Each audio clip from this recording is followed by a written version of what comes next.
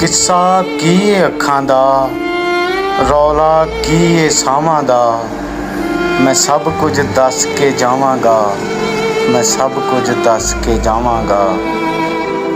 मैं अज तक जो भी लिखिया है, मैं अज तक जो भी पढ़िया है, वेखिया जो है हुण तक मैं, सुनिया जो है हुण तक मैं, वो अज सब नूं सुनावांगा, मैं सब कुछ दस के जावांगा।